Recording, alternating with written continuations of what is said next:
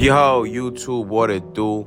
It's your boy Chris from BWC, and you're now boxing with Chris. Before anything, if it's your first time here, make sure you hit that like button. Make sure you hit that subscribe button and tune into the work as we are on a road to our 1,000 subscribers.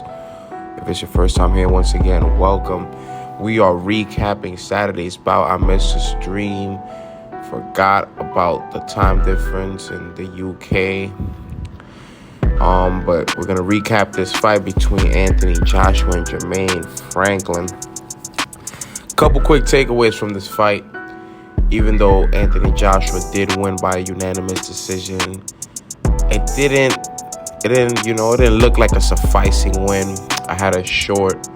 You guys can check it out on my shorts, where I said that he will have to win in impressive fashion.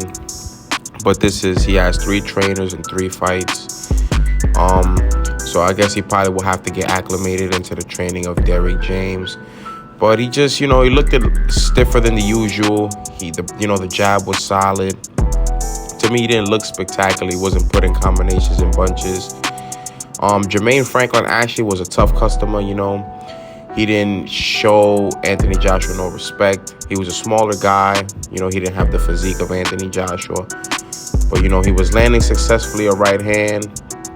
And he was in Joshua's grill all night. He didn't seem phased by Anthony Joshua. He just showed him no respect at all. It don't really feel like he believed in his power at all. On the other hand, Anthony Joshua, he was fighting like a welterweight almost, He had the straight right going, which was one of the things Derrick James was suggesting. But he wasn't really doing anything. He had a good left hook to the body on the second half of the fight that appeared to hurt Jermaine Franklin. But in other words, I gave this maybe a C+. It was one of those performances, where you dominate, but you also don't look as good, if that makes sense. He was just there, just avoiding, because this was a big fight, even though in about maybe 15 fights, this wasn't, almost every fight he's been in has been a title fight. This was the first non-title fight that he's fought in a while. And it was just really at stake, obviously, that he could not afford to lose 3 fights in a row. But I just thought he looked subpar. I don't know, it was because if Derrick James was his coach in this corner. I feel like Jermaine Franklin was a guy he could have got out of there, but he didn't. He also seemed bothered by not getting him out of there. He boxed solidly.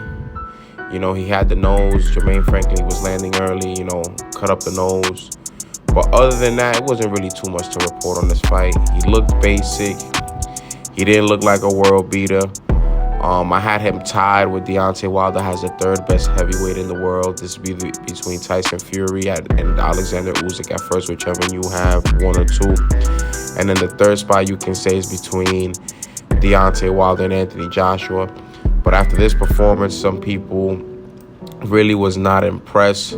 So I'm going to be nice, and what I'm going to do is I'll let him fight again under Derrick James, see what he looks like, and see where he can go from here. He's now 25 wins, 3 losses. So he still has a lot of time, but he will have to start ripping off some big wins. And I believe that for his confidence booster, he needs to start, putting guys on their ass and remind the people who he is and who he was back in the heavyweight division. But let me know what y'all think in the comment section below. Were you impressed by this victory? Was this victory good enough to get Anthony Joshua back in contention? Look out for my what's next for Anthony Joshua. But once again, it's your boy Chris from BWC, and you're now boxing with Chris. Make sure you hit that like button, subscribe button, tune into the work, hit the thumb, don't be a bum. You know what to do. Keep it 8 more than 92. And I'ma see y'all soon. Peace.